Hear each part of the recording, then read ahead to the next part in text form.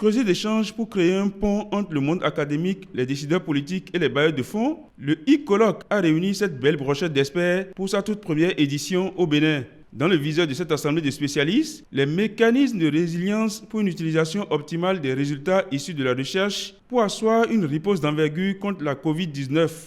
La Covid-19 a eu un effet négatif sur toutes les économies et nous amène à nous interroger sur le modèle de développement utilisé jusqu'à présent. Dans la recherche des solutions pour ne plus subir les conséquences d'une telle pandémie, le ministère du Plan, dans sa mission d'impulser le développement économique et social, a initié le présent colloque en collaboration avec le ministère de l'Enseignement supérieur et de la Recherche scientifique et le ministère de la Santé.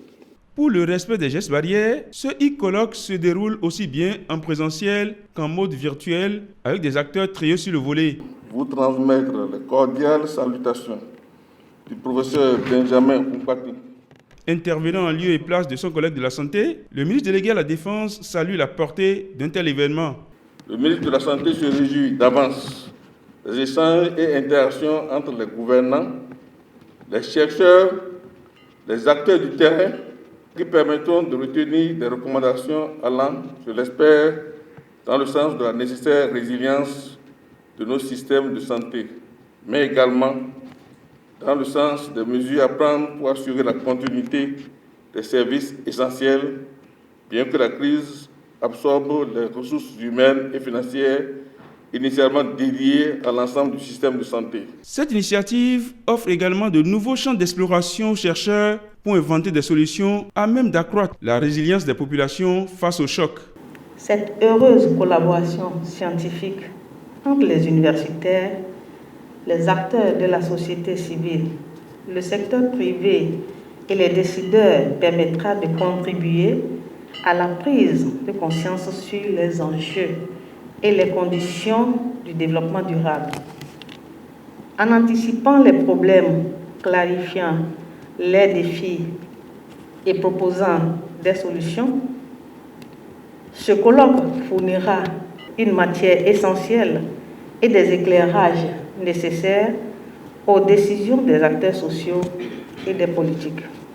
Selon le coordonnateur résident du système des Nations Unies, ce e-colloque vient à point nommé pour mieux accompagner la riposte socio-économique face à cette pandémie.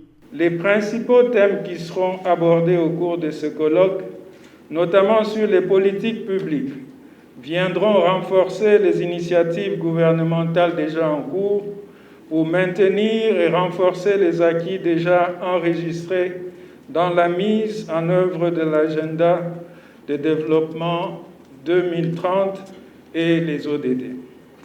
Je voudrais ici parler des programmes phares de l'assurance pour le renforcement du capital humain ARCH, des réformes dans les secteurs de la santé, de l'éducation, de l'eau et de la protection des enfants.